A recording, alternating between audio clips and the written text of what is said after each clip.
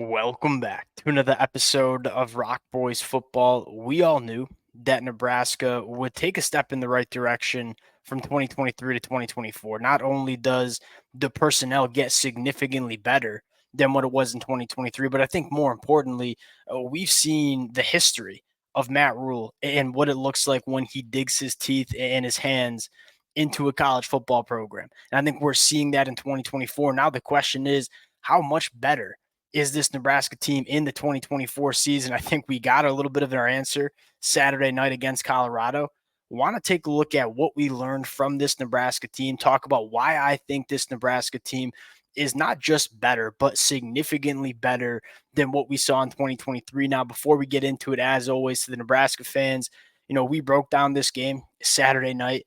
Upon rewatching it, you almost get another appreciation for how much this game was dominated by Nebraska. I would love to hear your thoughts, your opinions, some players that stood out to you guys in the comments section. Again, I can't thank you guys enough for all the support y'all have shown the boys going back to the offseason talk.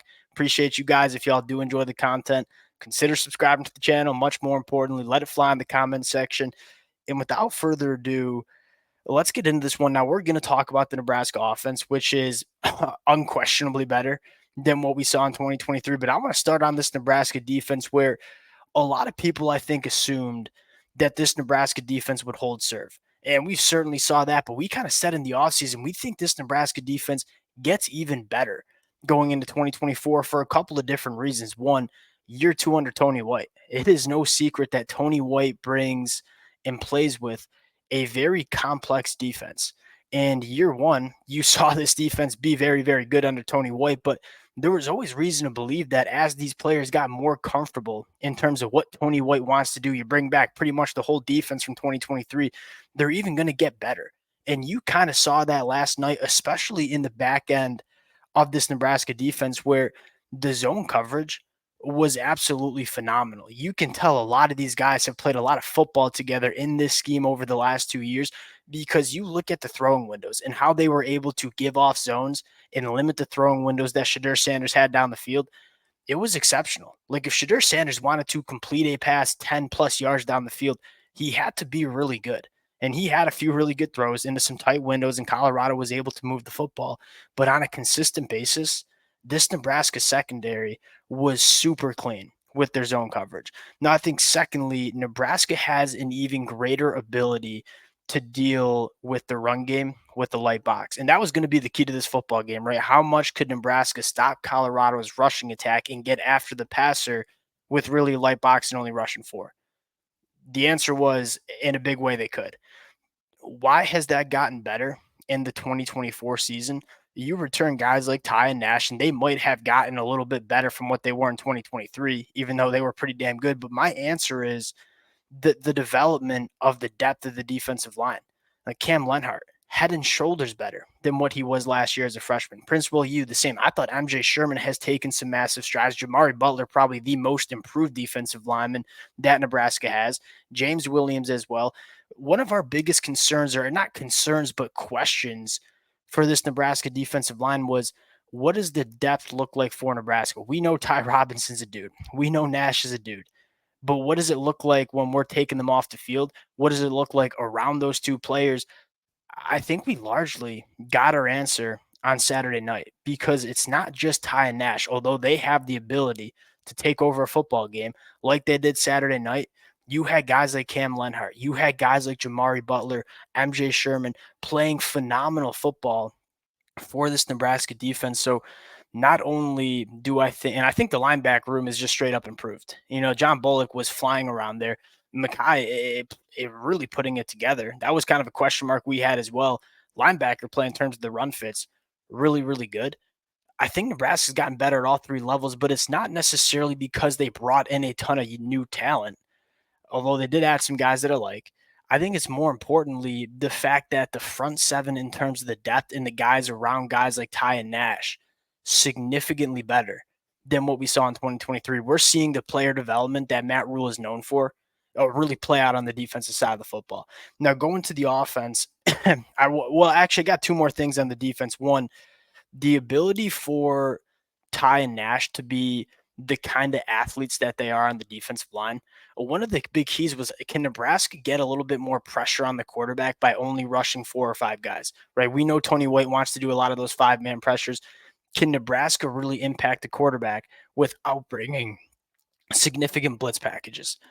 We saw that, and it's not only because Nash and Ty can win one-on-one battles, excuse me, but when you have the ability to start playing those stunts and moving Ty and Nash all along the defensive line, like Nash losing that weight because of wrestling, I think we had some question marks about could Nash lose the weight and still be as physically imposing as he was in 2023. He's not only just as physically imposing, but he's a significantly better athlete. You see Nash, I mean, slanting or stunting, he's much more comfortable doing so because he's a lot lighter on his feet. So not only do you have guys that are extremely physically imposing, but they're really big functional athletes that you can do a lot of different things with as you want to get them involved in the pass rush. My biggest takeaway is, one, Nebraska's ability to stop the run with the light box. Tony White's going to have a field day with that, not only against Colorado, but as they go through that 2024 schedule. You can get really creative in terms of the coverages you want to do in the back end when you only have to bring 4 and get after the quarterback. I think secondly, when you can stop to run with the light box, again, you can really get creative in terms of how you want to call your defense. Tony White having that luxury is massive, not only from what we saw Saturday night, but this Nebraska team going forward. Now, on the offensive side of the football, I don't think the numbers are that indicative, especially in the second half where you had some blown plays. Hey, you had a freshman quarterback making, and I'm not sure if it was all on Dylan Raiola, but you saw, some freshman mistakes and some blown plays. But more importantly, Nebraska kind of parked the bus a little bit on offense because they didn't really need to do much. Colorado could not move the football on the offensive side of the football. So, hey, we got to punt, pin them in the 20, make Colorado go 80 yards and score a touchdown. They couldn't all game. I think secondly, the penalties that you saw Nebraska kind of pick up, some of the penalties were ridiculous. We kind of talked about that Saturday night. It kind of took them off schedule a little bit, took that run game out a little bit. You see the penalty. I think they had 10 penalties for over 115 yards. That was kind of the woes that you had on the offensive side of the football in the second half.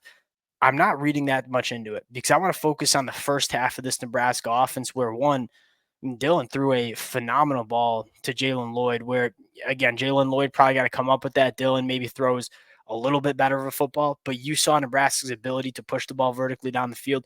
But I think most notably, this offensive line was mashing on Colorado throughout the first half. This Nebraska offense was exactly how you wanted it to look in terms of beating this Colorado team. Hey, we are running the football. We're controlling the time possession, not Lynch Adair Sanders on the football field. Really, really impressed with how well this offensive line not only won at the point of attack, but then got up to linebackers. I thought the tight ends did a phenomenal job blocking their tails off in the first half as well. And then Dante Dowdle, that dude signifies what Nebraska's running game wants to look like. Now, I'm not saying you don't want to play Ramir Johnson or Emmett Johnson, but I think there's a reason that even though Dante Dowdle fumbled in that opener against UTEP, there's a reason Nebraska went back to him because he gives Nebraska what they're looking for in terms of that running game. Vertical running game, inviting contact, staying on schedule. How many times in the first half was Nebraska sitting at a second or third and long? I mean, they stayed on schedule routinely, which was really important when you have a freshman quarterback making his second career start in an environment like that. I thought Turner Corcoran was really good at left tackle, which I am fired up about. That was, we had pretty good confidence in terms of this Nebraska offensive line, in terms of the starting 4 outside of the left tackle spot. Turner Corcoran's been pretty damn good. And if Turner Corcoran can give you 12, 13 games of quality left tackle play, this Nebraska offense is going to roll. And I think Turner Corcoran, even in the pass rush or pass protection, I should say, those are some good edge rushers that Colorado has. I mean, Dan Hayes was second team All ACC. BJ Green was second team All Pac 12 last year. It wasn't like Colorado last year where they just didn't have anybody of worth, any talent on the defensive line. I think Nebraska or Colorado's got some real talent at that edge rusher position. I thought Turner Corcoran did a phenomenal job dealing with that. And I thought Nebraska did a really good job giving Dylan some easy throws to get him kind of involved in this football game. They did what they needed to do. And again, I think Matt Rhule said it best at the end of the game. Was it necessarily the most pretty game, especially in the second half? Absolutely not. But that's how we want to win football games. We want to win football games on the back of our defense and our rushing attack. That's what Nebraska did. They controlled the clock, had over 10 minutes more of the football than Colorado. You outrushed them 16 yards to 149. That's the recipe for Colorado. You look at the rest of their schedule for the next couple of weeks, NIU should be a win if Nebraska plays the way they just did. You get Illinois at home. Illinois just beat Kansas. That's not going to be an easy football game, but you get them at home. You go on the road to Purdue, Rutgers, Indiana should be at least a touchdown favorite in every single one of those football games before you play Ohio State. This Nebraska team's better. I think it's a lot better than most people are giving it credit for. We're going to see if Matt Rhule and Dylan can kind of continue this momentum. You can see the tide turning for this Nebraska program. I'm really excited to see what they can do. Wanted to hop on and talk about what we saw from this Nebraska game. Appreciate you guys rocking with it. Again, if y'all do enjoy the content, consider subscribing to the channel. Appreciate you guys, and we'll talk to y'all later.